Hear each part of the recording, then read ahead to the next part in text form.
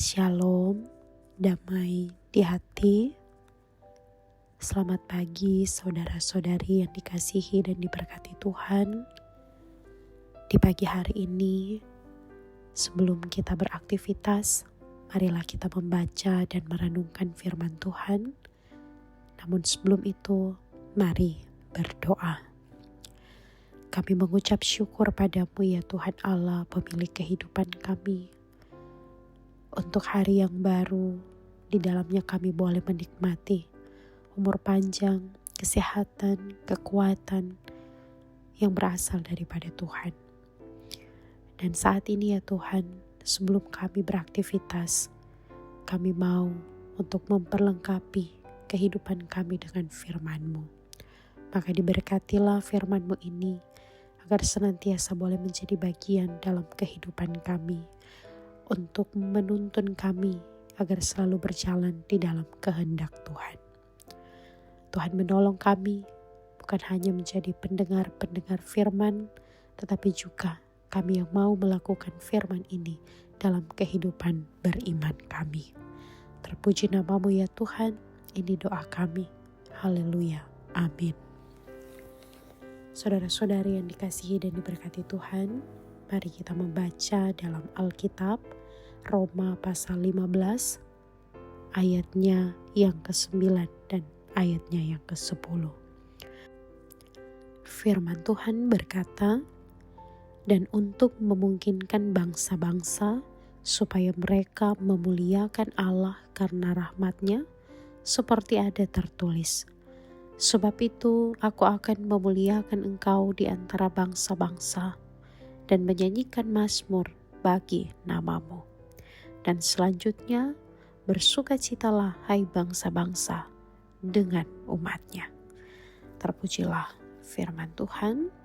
Saudara-saudara yang dikasihi dan diberkati Tuhan, judul renungan harian keluarga di hari ini, Kamis 10 Juli tahun 2025 adalah muliakan Tuhan Allah oleh karena belas kasihan-Nya.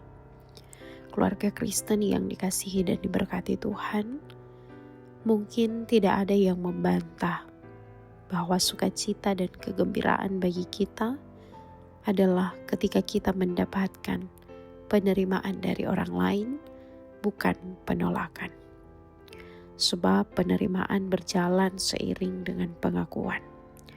Sebaliknya, penolakan adalah sisi lain daripada pengingkaran.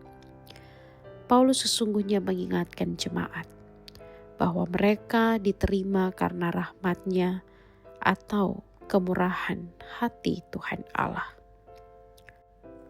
Baik orang Kristen asal Yahudi maupun orang Kristen non-Yahudi sama-sama diterima dalam karya selamat Tuhan Allah dalam Yesus Kristus. Ayat 9 pasal 15 ini meneruskan apa yang sudah disampaikan sebelumnya oleh Paulus, bahwa yang bersunat pun diterima Tuhan Allah. Demikian pula bangsa-bangsa lain, yaitu orang-orang yang bukan Yahudi atau bukan Israel, mereka pun diterima oleh karena kemurahan hati Tuhan Allah. Karena itu Paulus mengajak baik orang Kristen Yahudi maupun orang Kristen non-Yahudi dapat bersukacita bersama-sama.